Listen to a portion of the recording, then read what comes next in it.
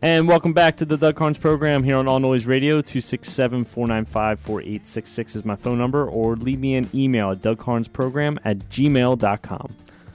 All right, let's finish up with this Cloward and Piven and Wall Street protest here, because really we need to start paying attention to it. We can't blow this off, because look what's happening in Greece, in Italy, in England.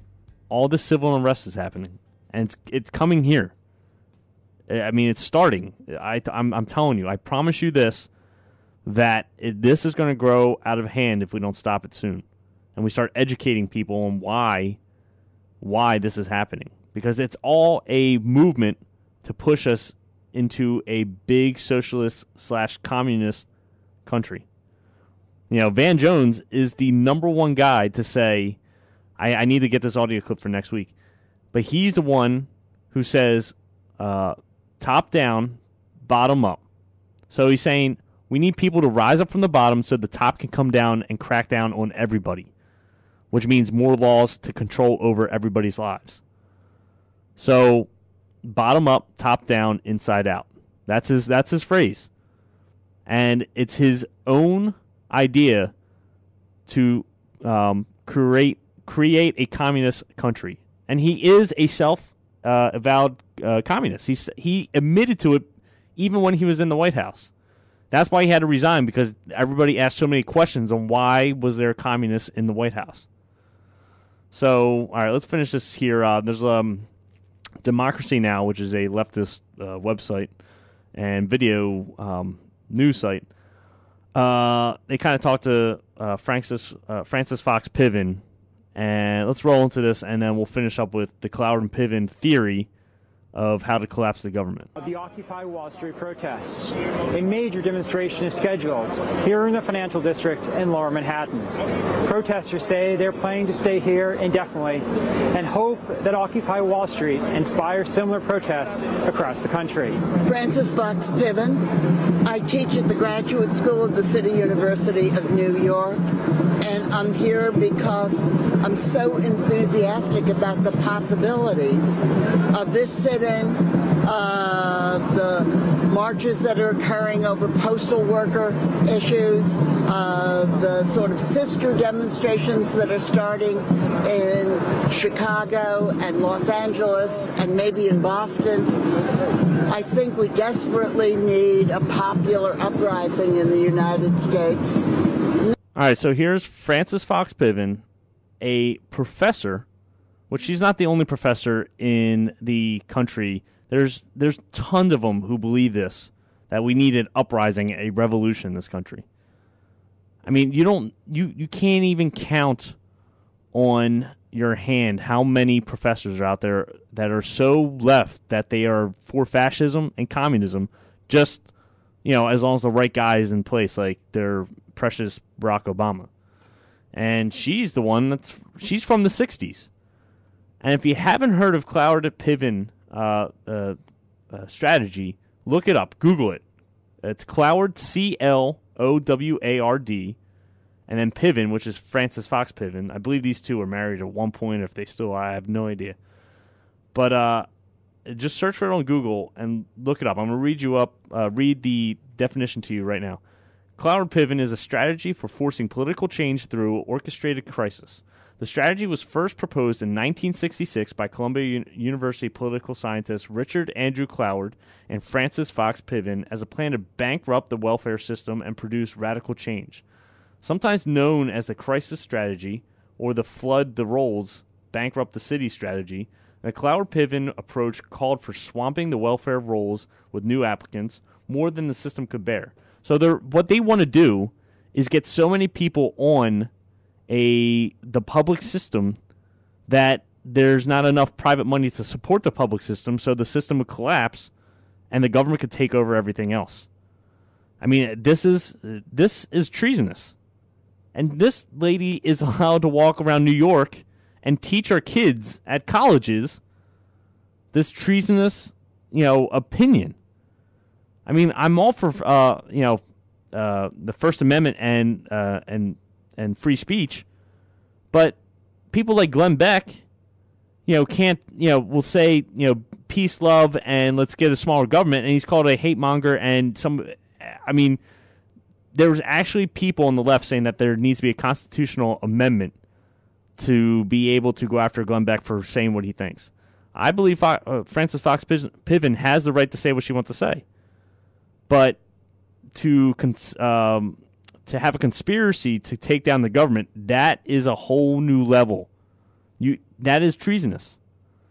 So her whole plan is to get so many, just like these occupiers here at Wall Street, this is what she wants.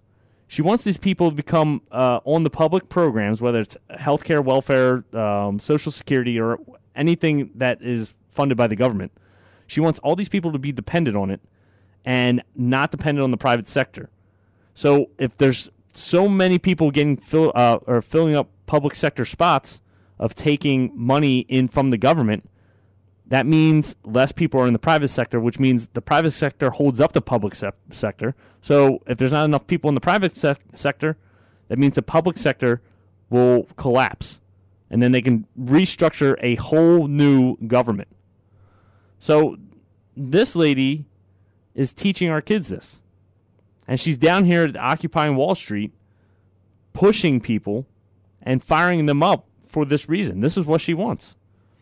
And, this dated back in the 1960s when she wanted this. It was welfare at the time, but now she'll do it for anything. She'll get everybody on as much as she can, or as much as she can push people into public, money, receiving government money to bankrupt the system. And this is what we're facing here on Wall Street. So, what side do you lean on? Do you lean on the Tea Party side, who says, hey, we want to fend for ourselves, we want to be individuals with smaller government? Or do you want to be a part of the collective who becomes enslaved by the government and wants to take down anything in the private sector? They basically want communism. So which side do you land on? I can tell you I'm a Tea Partier. I say this country is built on freedom and the individual right to prosper. It's not a guarantee. It's just a right that you have in the country to at least try to achieve the American dream. The American dream shouldn't be a guarantee. It's not. Our founders said that. It's not a guarantee. You have the pursuit of happiness, not the guarantee of happiness. So which side do you land on? That's where you need to decide. To side with these Wall Streeters is a scary, scary thing. And I highly recommend you doing your homework before you even wanted to agree. They're going to say a lot of things that you agree with that, because of the economy being so bad, they're going to say a lot of the same things. But it's that little small percentage that you don't agree with, which is taking down the government and creating a new system. There's so much that this capitalist free society has created in the world. We started freedom around the world. Before that, it was all monarchies and dictators controlling everybody and controlling their entire country. So, I'm sorry. If you think this country is that bad, you can leave. Let us keep our capitalism freedom. We'll show you which country prospers the best. But with this crony capitalism that the banks are in bed with the government, the schools are in bed with the government, pretty much anybody is tied to the government somehow. And that's not how it's supposed to be. That's why there's all these loopholes. So, on the ending note on this subject is do your homework. Start watching these clips of these people at Wall Street. Listen to what they say. Because I guarantee you, with traditional American values, you do not agree with these people on what they think and what they believe in. All right, so let's move on to the end of the show here. We got 3 minutes. I want to talk about the new iPhone that Apple just announced yesterday, which is the iPhone 4S. Basically, it looks like the iPhone that's out right now.